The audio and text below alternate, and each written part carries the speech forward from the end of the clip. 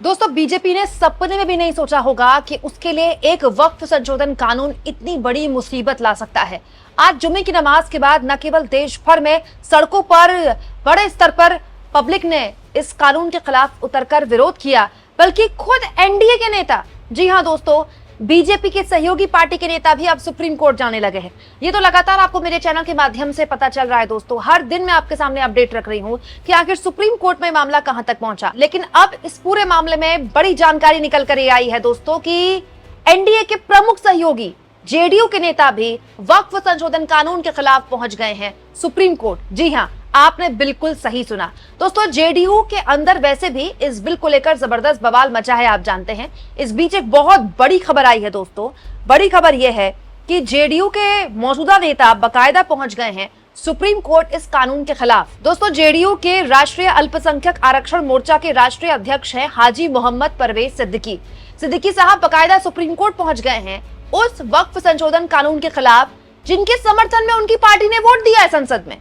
कितना गजब का विरोधाभास है, सोचिए दोस्तों। विपक्षी पार्टियों के साथ साथ जेडीयू के नेता मोहम्मद परवेज सिद्दीकी ने वक्फ संशोधन एक्ट के खिलाफ सुप्रीम कोर्ट में न केवल याचिका दाखिल की, बल्कि उनका खुले तौर पर यह भी कहना है कि वो अपनी पार्टी के फैसले से इत्तेफाक नहीं रखते, वो अपनी पार्टी के फैसले के खिलाफ राय रखते हैं और कानून उनको यह अधिकार देता है कि वो सुप्रीम कोर्ट में जाकर संवैधानिक तरीके से ये लड़ाई लड़े। दोस्तों, परवेज सिद्दीकी ने कहा कि लंबे अरसे से जेडीयू के लिए जमीन से जोड़कर मैं काम कर रहा हूं।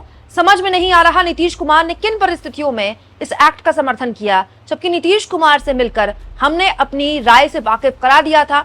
मैं इस मामले पर सुप्रीम कोर्ट पर लड़ाई लड़ूंगा, जेडीयू में रहकर इस लड़ाई को जारी रखूंगा। दोस्तों, परवेज सिद्दीकी जो बात बोल रहे हैं अपने आप में बहुत बड़ी बात है, क्योंकि जेडीयू के अंदर इस्तीफों की झड़ी लग गई। मुझे आपको बताने की जरूरत नहीं है, मतलब ऐसा अंबार लग गया जेडीयू के अंदर मुस्लिम नेताओं के इस्तीफे देने का कि जेडीयू भी हैरान हो गई, बैकफुट में आ गई और ताबड़तोड़ जेडीयू को बयान जारी करके कहना पड़ा कि इन नेताओं का तो कोई जेडीयू से लेना देना ही नहीं है।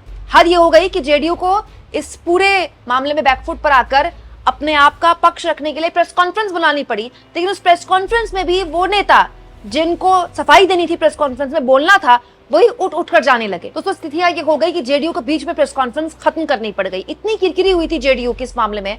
और अब तो और बड़ा बवाल, वो जेडीयू जिसके नेता संसद में खड़े होकर मोदी जी की ऐसी तारीफें कर रहे थे कि संबित पात्रा भी शर्मा जाएं, बीजेपी के नेता भी शर्मा जाएं, उस जेडीयू के नेता खुलेआम कह रहे हैं कि मैं इस बिल में जेडीयू का समर्थन उनके समझ में नहीं आया। आखिर नीतीश कुमार ने ऐसा क्यों किया, उनके समझ में नहीं आया, जबकि हम लोग उनको बता चुके थे कि ये गलत है, ये मत कीजिए, हमारा भरोसा टूट जाएगा। और स्थितियां और विकट इसीलिए भी हैं दोस्तों जेडीयू के लिए, क्योंकि ये वो नेता हैं परवेज सिद्दीकी जो कह रहे हैं कि वो पार्टी के साथ रहेंगे, पार्टी नहीं छोड़ने वाले, वो बाकी नेताओं की तरह पार्टी के अंदर रहकर अपना विरोध दर्ज कराएंगे। ये अपने आप में बड़ा दिलचस्प है दोस्तों। अब सुप्रीम कोर्ट में सिद्दीकी साहब ने भी याचिका डाल दी है। इससे पहले भी दर्जनों याचिकाएं जा चुकी है, आपको पता है दोस्तों। सबसे पहले कांग्रेस पार्टी ने याचिका दाखिल की, इसके बाद ओवैसी ने भी याचिका दाखिल की। इसके अलावा अलग अलग मुस्लिम संगठनों द्वारा याचिका दाखिल हो चुकी है। तृणमूल कांग्रेस के सांसद महुआ मोइत्रा ने भी याचिका दाखिल की है। और अब दोस्तों जेडीयू के एक नेता ने भी इस पूरे मामले में याचिका दाखिल कर दी है दोस्तों। इसके अलावा एनपीपी, आप कह सकते हैं कि एक वक्त में एनडीए का एलाय था दोस्तों। पिछले साल नवंबर तक एनपीपी यानी कि नेशनल पीपल्स पार्टी इंडिया, ये मणिपुर में सरकार का समर्थन कर रहे थे, बीजेपी सरकार का। लेकिन पिछले साल नवंबर के आसपास इन्होंने इस सरकार से समर्थन वापस ले लिया।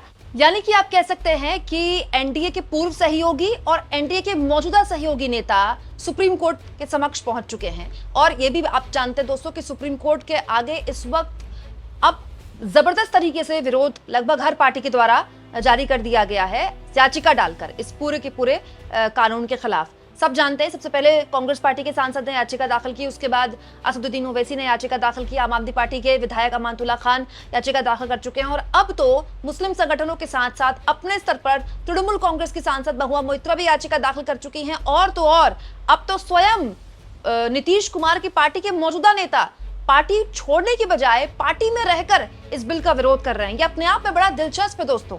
ऐसा अमूमन कम देखने को मिलता है कि जो पार्टी संसद में खड़े होकर बिल की तारीफों पर पुल बांध रही है, उस पार्टी के नेता इस बिल से कन्विंस नहीं हो पाए और बिल के कानून बनने के बाद सुप्रीम कोर्ट चले गए।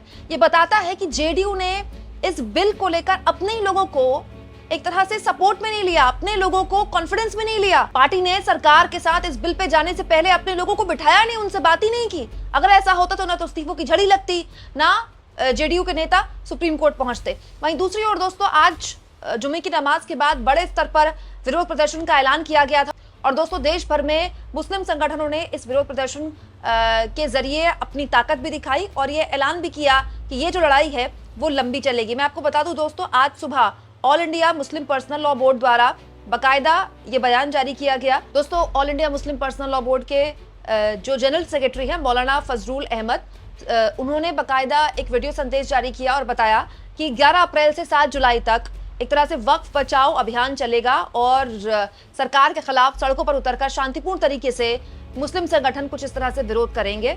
और इस विरोध की एक बानगी आज देखने को मिली दोस्तों अलग अलग जगह। पश्चिम बंगाल की राजधानी कोलकाता में आलिया विश्वविद्यालय के स्टूडेंट्स ने इस कानून के खिलाफ विरोध किया और कैंपस में प्रोटेस्ट मार्च निकाला। इसके अलावा दोस्तों लखनऊ में शिया समुदाय ने हल्ला बोला सड़कों पर। इसके साथ साथ MIM पार्टी ने मुंबई में विरोध प्रदर्शन किया। करीब 15-20 मिनट ये विरोध प्रदर्शन रहा। देश के अलग अलग हिस्सों में इस तरह के विरोध प्रदर्शन देखने को मिल रहे हैं दोस्तों। राजस्थान में भी इस तरह के प्रोटेस्ट आज देखने को मिले। और तो और पश्चिम बंगाल में मौजूदा मंत्री ममता बनर्जी के मौजूदा मंत्री सिद्दीकुल्ला चौधरी ने यह ऐलान किया कि हम 50 जगहों पर 10,000 लोग इकट्ठा करेंगे। ये आपको मैं बता दूं दोस्तों कि इससे पहले भी पश्चिम बंगाल में जब विरोध हुआ था तो बहुत बड़े लेवल पर विरोध किया गया था। यानी कि अब तारीख मुकर्रर कर दी गई है संगठनों द्वारा कि यह आंदोलन किसी एक दिन नहीं चलेगा, जुमे की नमाज के बाद नहीं, अब यह आंदोलन लंबा चलेगा और सड़कों पर लगातार इस आंदोलन के जरिए अपने स्तर पर न केवल मुस्लिम संगठन बल्कि आवाम ये बताएगी कि ये जो बिल लाया गया और बिल के बाद उसको कानून बनाया गया ये असंवैधानिक है। हालांकि दोस्तों सबकी निगाहें अब सुप्रीम कोर्ट पर टिकी हुई हैं। 16 तारीख वो तय दिन है जिस दिन तमाम याचिकाओं पर सुनवाई होगी। सुप्रीम कोर्ट का क्या रुख रहता है, खास तौर पर CJI संजीव खन्ना का क्या रुख रहता है, इस पर सबकी निगाहें बनी हुई हैं क्योंकि अगले महीने CJI के तौर पर संजीव खन्ना को होना है रिटायर। इसीलिए भी संजीव खन्ना की बेंच अगर इस मामले को देखती है तो क्या कोई बड़ा फैसला ले सकती है। हालांकि फैसला भी नहीं लिया जाएगा दोस्तों, सुनवाई की एक प्रक्रिया होती है, सुनवाई कई बार लंबी भी चलती है। ये भी हो सकता है कि इस पूरे मामले में कोई बड़ी टिप्पणी सुप्रीम कोर्ट कर दे। देखना दिलचस्प होगा कि 16 तारीख को क्या होता है। लेकिन आज सड़कों पर जिस तरह से मुस्लिम आवाम उतरी और मुस्लिम संगठन उतरे, बड़े स्तर पर इस बिल के विरोध में लोग उतरे, ये एक ट्रेलर है जिसकी पिक्चर अब लंबे वक्त तक ये पब्लिक दिखाती रहेगी और इसके साथ साथ सरकार को ये पिक्चर खुद उसके अपने सहयोगी दिखा रहे हैं सुप्रीम कोर्ट जाकर। आपको क्या लगता है दोस्तों, कमेंट बॉक्स में जरूर लिखें और जितना हो सके चैनल को शेयर करें, सब्सक्राइब करें और थैंक्स फॉर ज्वाइन। दोस्तों ये 2 ऑप्शन है जिसके जरिए आर्थिक तौर पर भी आप चैनल के हाथ मजबूत कर सकते हैं।